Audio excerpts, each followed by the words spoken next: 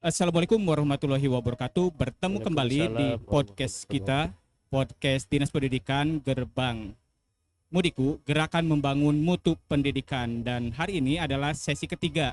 Setelah tadi ada 2 sesi sebelumnya.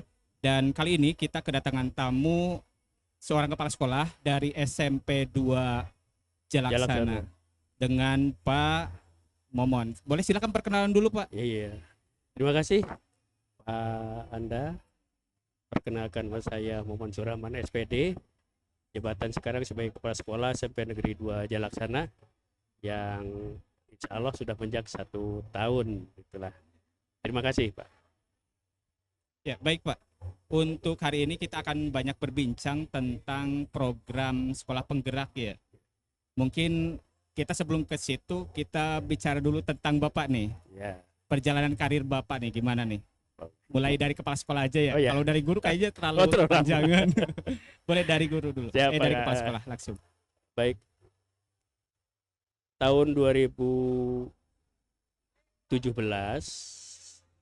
itu ada seleksi ke sekolah yang alhamdulillah pada saat itu kepemimpinan di sekolah saya itu di SMP Negeri 2 Kadugede sedang dipimpin oleh Pak Holil SPD yang pada saat itu ada 2 kandidat, salah satunya saya, dan alhamdulillah kami oleh beliau dan teman-teman direkomendasikan untuk mengikuti seleksi kepala sekolah. Tentunya dengan berbekal pengalaman, pengetahuan, kompetensi yang telah saya siapkan. Kami yakin bahwa dalam seleksi itu saya akan masuk, dan ternyata alhamdulillah motivasi saya ingin jadi kepala sekolah itu sederhana sekali. Pada saat saya menjadi guru itu banyak angan-angan yang ternyata saya tidak bisa melaksanakan angan-angan itu. Sebagus apapun cita-cita saya, angan-angan saya untuk membangun sebuah sekolah yang menurut saya ideal, itu tidak mudah untuk terlaksana. Maka dari itu saya mempunyai pemikiran, wah, untuk melaksanakan dan mengimplementasikan angan-angan saya, maka saya harus punya di posisi untuk mengeksekusi angan-angan itu. Yang akhirnya saya yakinkan bahwa saya akan ikut seleksi. Alhamdulillah tahun 2017 berhasil, dan tahun 2019 saya diangkat menjadi kepala sekolah yang ditempatkan di SMP Negeri 1 Cilebak. Di sana dari September 2019 sampai dengan Juli 2021. Ya, kurang lebih 20 bulan di sana. Lalu saya dipindahkan dirotasi ke SMP Negeri 2 Cimahi. Dan itu Juli 2021 dan sampai Juli 2023. Dan di Juli 2023 saya dirotasi lagi ke SMP Negeri 2 Jalaksana sampai sekarang. Dan kalau tidak salah di SMP 2 Cimahi juga sudah sekolah penggerak ya Bapak di Betul, situ ya. betul. Nah, Saya mulai dari sana. boleh cerita tentang itu Pak. Baik. Gimana nih? Awalnya di tahun 2001 ada program sekolah penggerak, guru penggerak dan sebagainya.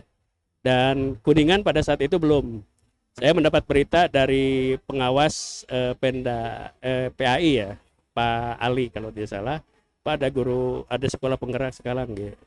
Tapi pada saat itu Kuningan belum ada kuota untuk menjadi sekolah penggerak. Baru di angkatan 2 tahun 2022. 2022 Kuningan ada. Nah, saya bersama teman-teman kalau tidak salah dari 13 sekolah SMP negeri ikut di sana bersaing. Di tahun 2023 itu saya lolos untuk sekolah penggerak 10 sekolah. Cuma kuota untuk Kuningan pada saat itu hanya 8. Jadi saya dengan Cimahi 3 tidak masuk pada angkatan ke-2 itu. Nah, tahun 2000 masih 2023 ada lagi, itu angkatan ketiga. Alhamdulillah saya masuk bersama dengan Ciawi 4 pada saat itu di angkatan ketiga. Jadi saya sebenarnya kepala sekolah penggerak di angkatan 3, tapi pada tahun itu di rotasi ke sekolah penggerak angkatan kedua, yaitu ke Jalaksana 2 itu. Oh iya, benar.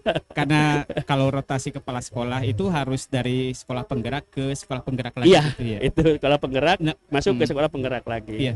Nah, kalau boleh tahu tahapan-tahapannya gimana Pak ketika satu sekolah mau masuk menjadi sekolah penggerak? Oh, iya. Tahapannya begini. Yang pertama kita masuk ke pelapotmen dulu. PMM, bukan PMM, Simpek. Pada saat itu saya buka Simpek, ada program sekolah penggerak. Lalu saya coba-cobalah membuka itu dan mengisi formulir pendaftaran. Setelah itu ada respon, ya, dilanjutkan dengan ada tes. Tesnya itu ya kayak esai seperti itulah. Esai, alhamdulillah dengan administrasi dulu, lalu ada esai. Setelah esai dia ada wawancara dan praktek mengajar misalnya itu. Alhamdulillah sekolah kami lulus. Saya lulus karena yang diuji oleh sekolah bukan sekolah pada saat itu. Ya, tapi yang uniknya tesnya di Cimahi 2 gitu. Iya. Yang lanjut ke Ya itu karena kebijakan Jalaksana. pemerintah daerah. Betul. Memang kan pada saat itu dibutuhkan di SMP 2 Jalaksana itu kan sekolah penggerak. Kepala sekolahnya penggerak, ada kekosongan, ya mungkin saya yang kepala sekolah penggerak yang harus ke sana gitu. Jadi saya dari angkatan 3 masuk ke sekolah penggerak angkatan kedua gitu. Itu. Nah, kalau apa sih keistimewaan dari sekolah penggerak itu dibanding dengan sekolah-sekolah yang notabene-nya tidak atau bukan sekolah penggerak, gimana Pak? Sekolah penggerak itu jelas harus berbeda dengan sekolah penggerak. Yang pertama bahwa kurikulum, implementasi kurikulumnya udah sepenuhnya pada saat itu.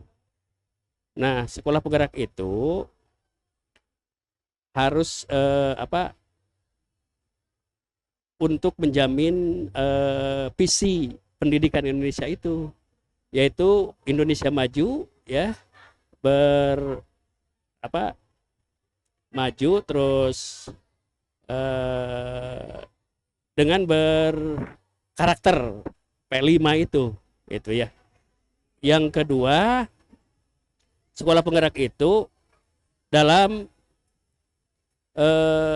penilaian.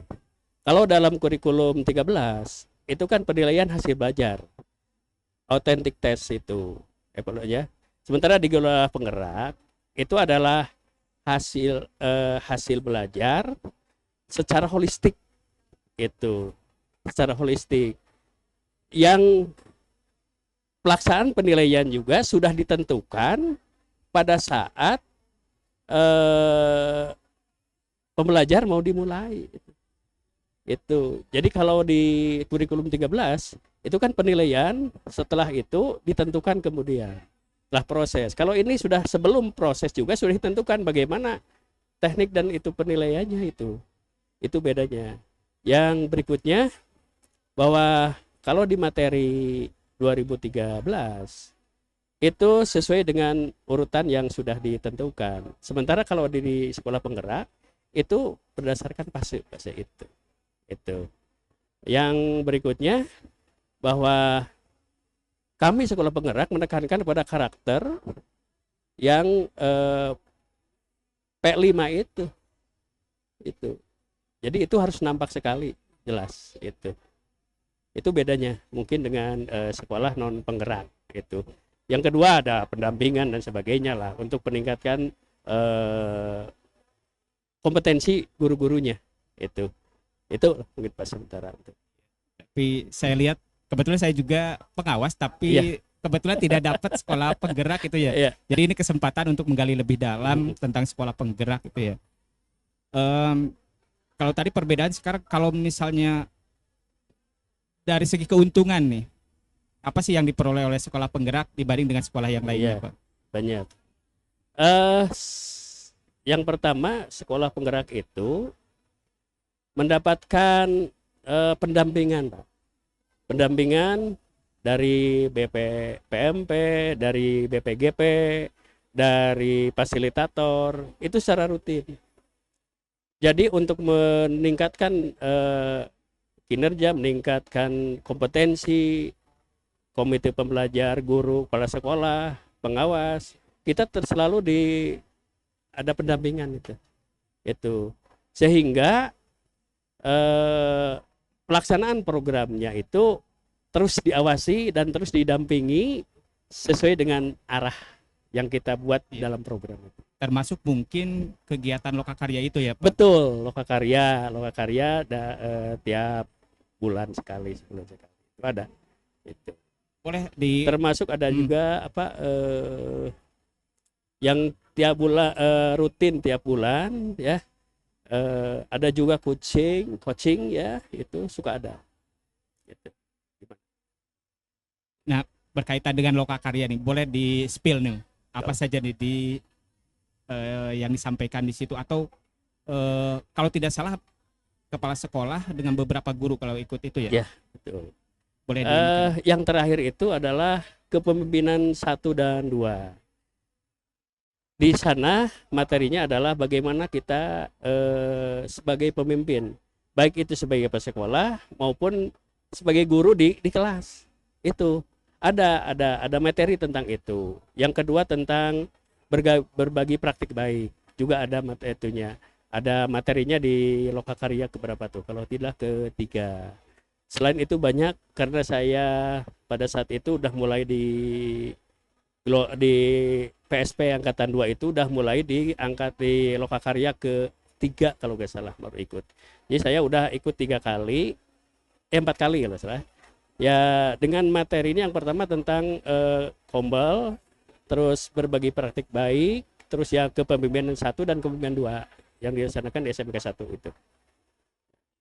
Itu kalau tentang lokakarya. Kalau coachingnya sendiri bentuknya seperti apa, Pak? Coachingnya di antara saya kepala sekolah dengan guru, kepala sekolah dengan komite belajar, saya dengan fasilitator, itu ada suka dilaksanakan coaching itu. Berarti selain lokakarya ada kegiatan yang lainnya ya, Pak? Ada. Daring atau luring? Biasanya luring dengan itulah. Kalau dengan fasilitator ada daring, ada luring. Kalau salah dengan fasilitator udah 2 kali saya. Yang sekalinya luring, sekalinya daring. Selain itu juga ada PMO. Itu apa, Pak?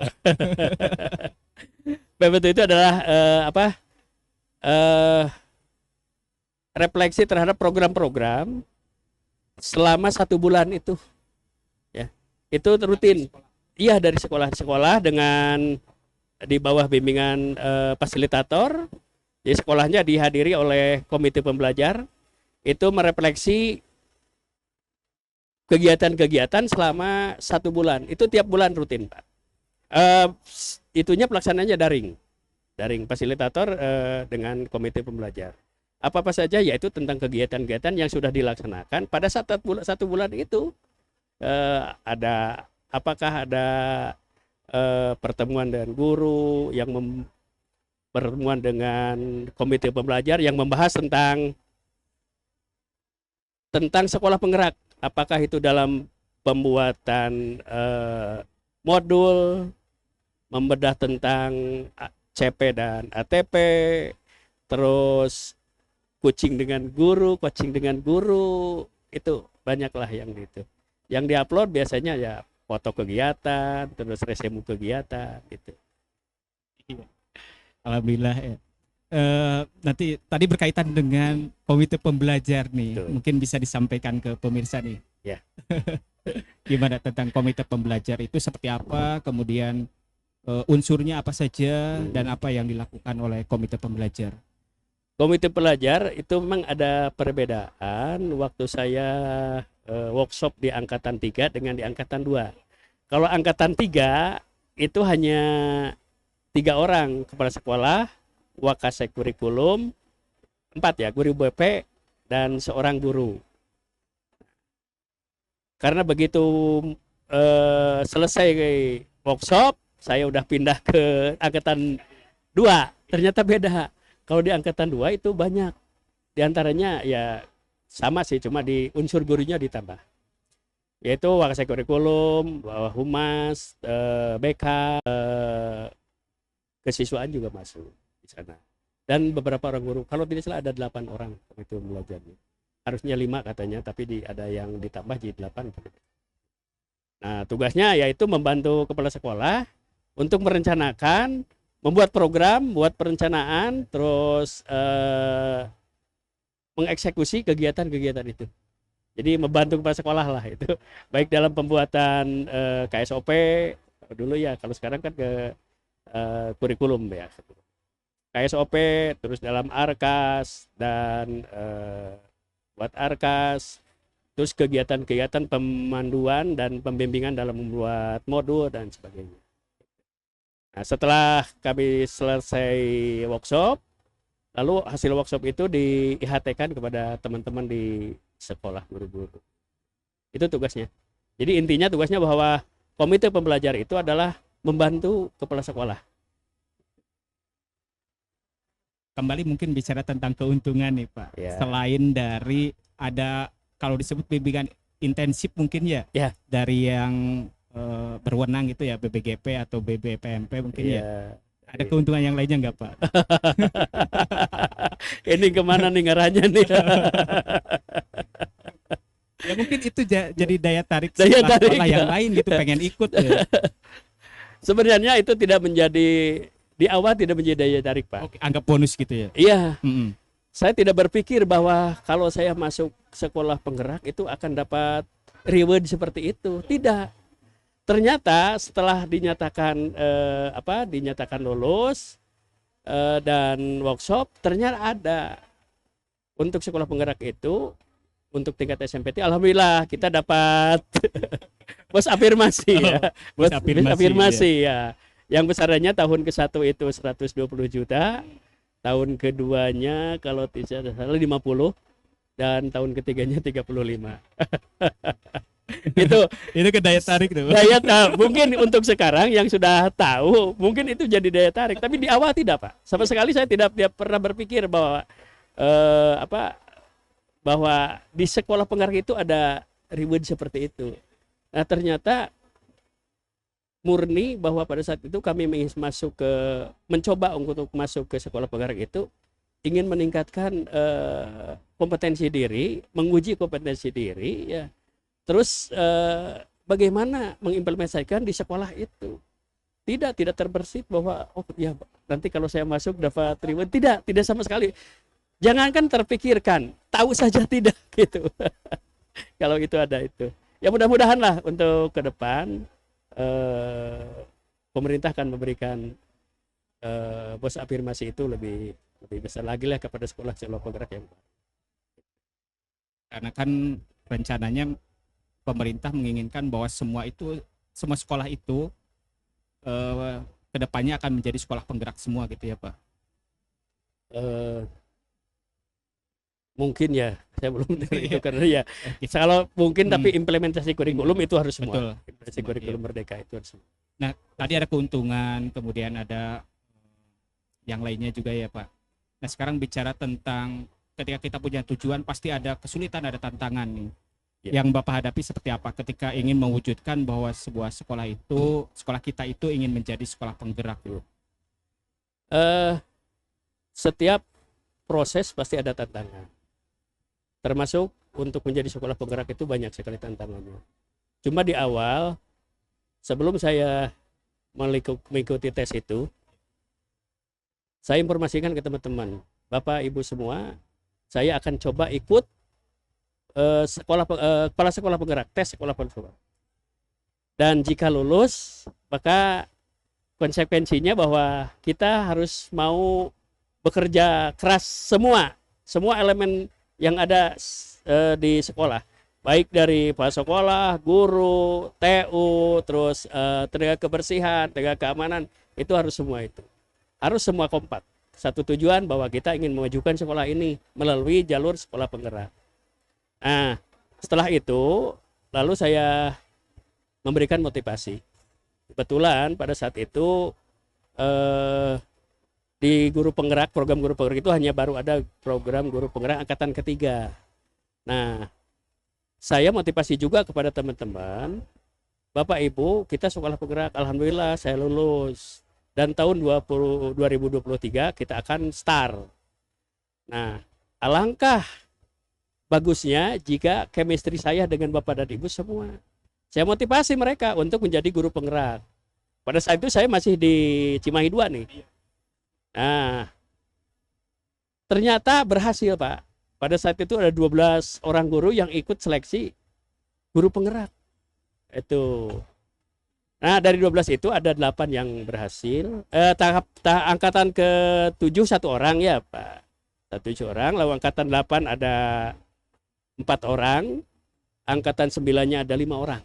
Itu. Dan sekarang alhamdulillah sudah semua katanya. Itu alhamdulillah. Nah, dengan itu sehingga tantangan yang saya hadapi tidak terlalu berat lah gitu. Karena mereka visinya sudah sama. Nah, jadi intinya samakan dulu visi antara kepala sekolah dengan guru-guru itu ya. Nah, sambil berjalan tantangan itu karena banyak guru yang ikut guru penggerak. Ternyata kendala-kendala hariannya itulah kehadiran di sekolah itu karena mereka juga punya kegiatan. Tapi itu bisa minimalisir dengan perubahan jadwal dan sebagainya. Itu. Nah, sekarang ternyata program sekolah penggerak itu setelah saya pindah ke Jalaksana 2 memang tantangannya agak berat. Karena memang pertama mungkin keinginan Bapak dan Ibu guru sudah agak itu ya, agak tidak lagi semangat lah untuk itu. Saya maklum karena memang usia di guru-guru Jalaksana itu udah setara dengan saya, di atas 50 semua gitu kan. Apalagi kan pada saat itu ditentukan bahwa maksimal itu 51. Jadi tidak banyak itu. Alhamdulillah, tapi dengan waktu saya ke sana saya meluluskan 1 orang guru gitu ya. Dan kendalanya memang sekolah penggerak itu harus didukung dengan guru-guru yang mau merubah mindset itu. Berubah mindset. Apalagi proses belajar sekarang kan berfokus kepada siswa yang dinamakan dengan diferensiasi itu. Nah, karena memang guru-guru yang sudah lama, yang sudah itu susah sekali untuk merubah mindset. Tapi dengan sedikit demi sedikit, kebetulan kami punya 2 guru penggerak, 1 guru pengajar praktik. Pengajar praktik ya? Ya, PP, pengajar ya, praktik. PP. Itu saya maksimalkan untuk membimbing mereka. Baik itu dalam rapat-rapat bulanan, terus dalam IHT seperti kemarin gitu kan. Sehingga sedikit demi sedikit teman-teman saya yang sudah tadinya terkubur terbuka lagi lah. Oh, ternyata dengan adanya sekolah penggerak mereka ternyata lebih aware terhadap perubahan itu. Itulah kendalanya. Yang kedua kan berbasis digital. Nah, digital itulah yang saya sangat kesulitan. Pertama, modalnya harus besar. Sementara pengajuan ke pemerintah daerah juga sangat susah gitu ya. Jadi sekarang kita memanfaatkan fasilitas yang ada, yang sudah bisa diperbaiki, yang masih bisa perbaiki, yang sedikit-sedikit juga ada pengadaan juga. Kendala besar itu di bidang itulah tadi komputer dan sebagainya itu. Ya, yang lainnya adalah terutama di itu ya, di TU juga. TU itu tidak berpikir, sementara kan kita harus didukung penuh, dilayani oleh staf TU. Dan staf TU itu tidak berpikir, tidak ada membedakan ini sekolah penggerak dan bukan, jalannya seperti itu saja gitu kan. Nah itu yang menjadi tantangan itu. Nah sementara kan tetap bahwa pelayanan kepada guru, kepada siswa juga harus itu. Jadi intinya bahwa kendala di jadi sekolah barak itu kita harus bisa merubah mindset semua unsur yang ada di sekolah itu. Gitu. Termasuk lingkungan sekitar juga Pak. Itu lingkungan sekitar juga harus bisa mendukung sebenarnya kepada sekolah penggerak itu. Dan memang agak sulit lah untuk menjangkau lingkungan di sekitarnya. Gitu. Berkaitan dengan SDM nih, kalau realnya seperti apa Pak? Nih pendekatan ke guru-guru, karena kan merubah mindset itu sesuatu yang susah gitu ya, dan pasti butuh tindakan nyata, melakukan pendekatan ke gurunya seperti apa gitu Pak? Ya. Yang pertama saya menggunakan model Pak. Kebetulan ada 2 guru penggerak, Pak Rija dan Pak Arif. Ya, tambah dengan Bu Teti. Mereka itu sangat bagus Pak. Nah, saya jadikan model kepada mereka, Bapak dan Ibu. Yang 2 guru penggerak itu sangat mendukung terhadap kinerja sekolah ini, itu ya. Karena dia sudah dibekali dengan kompetensi-kompetensi ya, baik itu di kelas maupun untuk manajemen dan sebagainya, sehingga dia dalam melaksanakan tugasnya itu banyak sekali perubahan-perubahan dan perubahan-perubahan mindset untuk melayani siswa itu ya. Itu satu dengan role model itu. Yang kedua, kami selalu menggunakan motivasi-motivasi dari pihak luar lah, seperti pengawas ya, terus dari fasilitator. Saya suka undang. Saya kalau tidak salah pengawas sudah 2 kali bertemu dengan guru. Saya manfaatkan itu. Karena mungkin kalau dengan saya langsung mereka masih itu, maka saya gunakan pihak-pihak yang kedua itulah. Selain dia mereka motivasi, Pak fasilitator dan pengawas juga memberikan bimbingan-bimbingan, pendampingan kepada mereka. Dan itu hasilnya lumayan Pak, cukup bagus lah. Sekarang ya mungkin mereka sudah mau membuka lah, minimal sudah mau membuka pemikiran gitu ya, bahwa kita ini harus mau menerima perubahan lah gitu. Itu yang diharapkan oleh saya. Maupun nanti implementasinya mereka itu bagaimana, ya itu disesuaikan mungkin dengan kemampuan awal dulu. Nah, ke depan seperti kemarin saya adakan IHT, alhamdulillah membawa semua tentang yang berkenaan dengan sekolah penggerak, baik itu yang berbasis data tentang pelapor pendidikan, itu juga kami bedah di sana sehingga mereka paham nih itu ya, oh iya ternyata sekolah kita ini masih ada nih yang harus diprioritaskan dalam baik literasi maupun dalam numerasi gitu kan. Nah akhirnya mau tidak mau mereka berpikir nih kumaha polanya untuk meningkatkan literasi, kumaha ya untuk peningkatan numerasi. Itu setelah dia tahu itu gitu. Dan ternyata efeknya bagus sekali. Kemarin sudah saya bentuk tim literasi dan tim numerasi itu ya. Silahkan, saya yakin bahwa yang saya tunjuk sebagai tim itu dia punya kemampuan dengan latar belakang masing-masing. Ada yang di bimbel, ada yang dia akan bisa meningkatkan lah kegiatan numerasi dan literasinya itu. Ya itu mungkin pola-pola saya untuk memotivasi meningkatkan sumber dayanya itu. Selain juga mereka kalau ada kegiatan-kegiatan daring dan sebagainya, saya selalu support itu ya, selalu support. Termasuk dalam pelaksana di PMM ya, ada pelatihan mandiri itu saya selalu support. Alhamdulillah mereka sudah mau sekarang membuka PNN dan mengupload hasil merekanya. Saya udah beberapa orang, lebih dari 7 orang memberikan tanggapan. Alhamdulillah itu Pak. Itu. Dengan motivasi itu, ya tentunya dengan bimbingan yang saya percaya Pak Arif, Pak Rija, Bu Teti itu. Dia selalu mensupport terhadap teman-teman dan membantu saya. Begitu. Nah, mungkin pertanyaan terakhir nih Pak. Atau kedua terakhir lah. Boleh. unsur apa saja ini yang mendukung keberhasilan dari sekolah penggerak ini?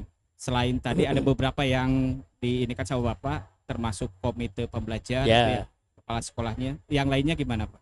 sebenarnya ada 5 komponen itu ya, stakeholder yang harus berperan dalam yang menentukan berhasil tidaknya sekolah penggerak. Yang pertama adalah pemerintah tentunya, negara. Dalam hal ini adalah pemerintah daerah yang harus selalu memberikan motivasi dan support terhadap kami. Yang kedua, masyarakat masyarakat lokal. Itu juga harus bisa membantu dan bisa berperan lah terhadap sekolah itu. Dan kami sudah mencoba untuk menarik mereka dengan adanya, nah saya mau kolaborasi dalam kawin cai itu ya, kawin cai. Ternyata kami dari dulu sudah menjadi langganan untuk mementaskan tari-tari kawin cai. Dan alhamdulillah kemarin dikolaborasikan dan jadilah suatu tarian antara cerita kawin cai dengan gerakan-gerakan tarian itu. Itu dari masyarakat lokal karena kawin cai itu hanya ada di Babakan Mulia itu gitu ya. Itu. Yang kedua, terhadap lingkungan desa. Saya begitu datang ke sana lalu menghubungi Pak Kepala Desa, Ibu Kepala Desa. Alhamdulillah support. Dia bukan menjanjikan, dia siap untuk membantu. Jika ada hal-hal yang berkenaan dengan sekolah, gitu ya. Baik itu dari segi lingkungan desa maupun dari program-program desa, apakah ada bisa masuk enggak ke sekolah. Saya sudah ke sana. Bu, barangkali ada program desa nih yang bisa dimanfaatkan dan bisa masukkan ke sekolah. Itu. Nah, ada katanya itu. Tapi sampai sekarang belum dilaksanakan tentang polybag itu. Polybag. Yang pertama mungkin biayanya belum terfokus lah ke sana. Karena kami juga sebenarnya bisa membantu dengan program desa itu tentang polybag itu bisa kami menyediakan tanah, menyediakan pupuk gitu kan. Nanti dibina dari desa. Sebenarnya udah jauh ke sana. Berbeda dengan yang itu ya kalau waktu di sana di angkatan 3 itu di Cimahi saya kerjasama dengan desa sangat erat sekali sehingga kami banyak mendapatkan bantuan. Selain dari polybag kalau di Cimahi sana ada bantuan penerangan lingkungan, ada pengurugan gratis itu. Alhamdulillah. Nah, di sini memang saya belum bisa terlalu jauh dan terlalu banyak untuk menarik pemerintah desa ke sekolah. Karena belum paham bagaimana program desanya, apakah ada tidak. Insya Allah ke depan saya akan selalu berkoordinasi dengan pihak desa agar setidaknya lah siswa-siswa yang ada di desa itu bisa membantu gitu ya, atau desa juga bisa mengikut sertakan para siswa sehingga mereka nanti terbiasa dengan kehidupan di desa, di lingkungannya masing-masing itu. Jadi dengan program polybag itu nanti kan di desa ada, di sekolah ada, sehingga siswa yang ini tidak lagi aneh gitu ya lah kalau masuk ke desa gitu kan, karena di sekolah juga sudah diajarkan. Ke depan insya Allah saya akan bekerja sama dengan desa seperti itu. Yang berikutnya dengan pihak guru juga ya, Pak sekolah tentunya guru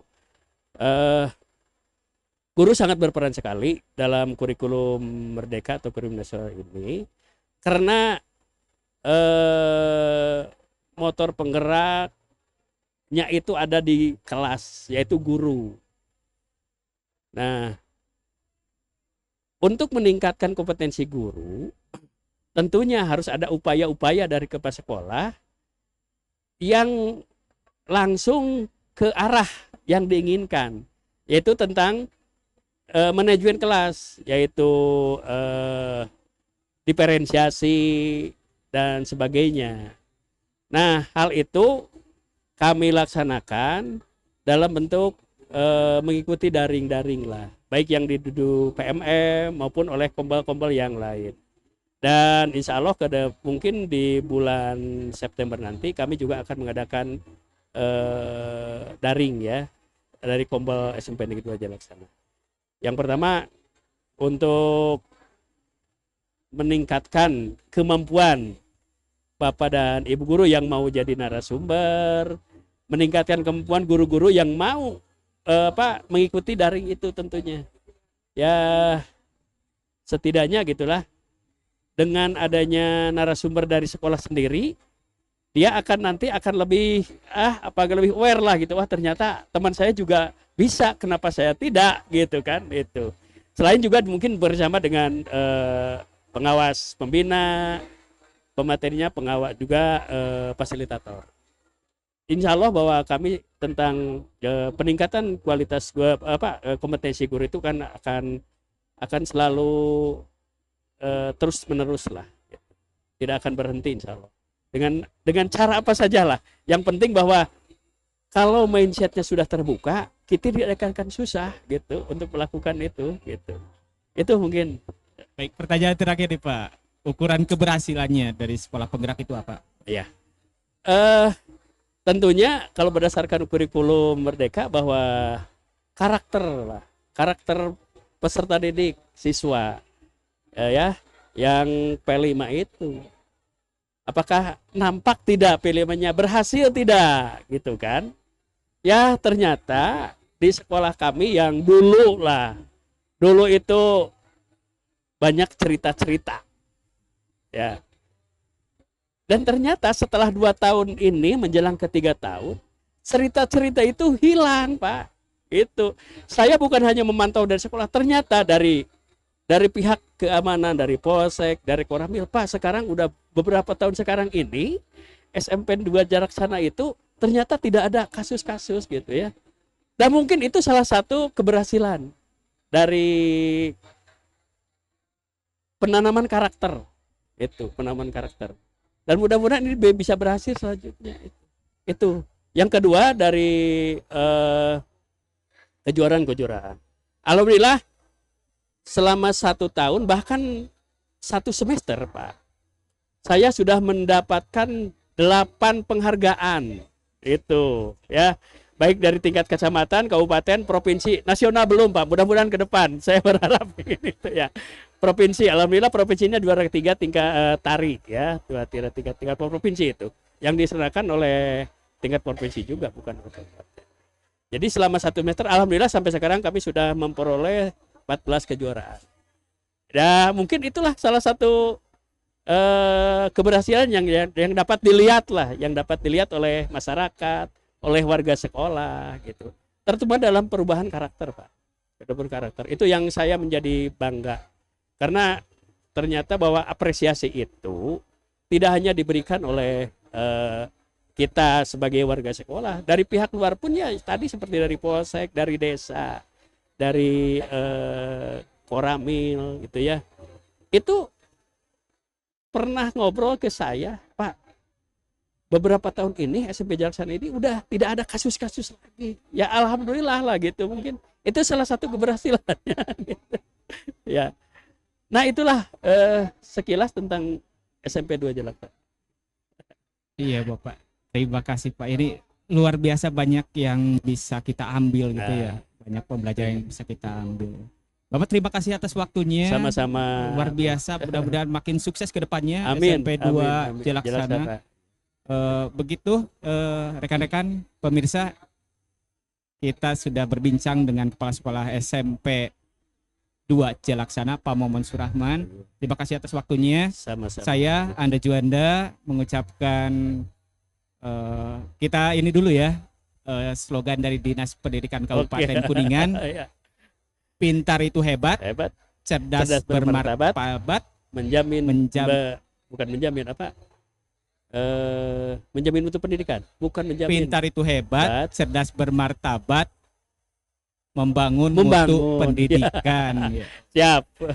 Baik, saya Anda Juanda, cukup untuk podcast kita hari ini. Saya cukupkan. Wassalamualaikum warahmatullahi wabarakatuh. Waalaikumsalam warahmatullahi wabarakatuh.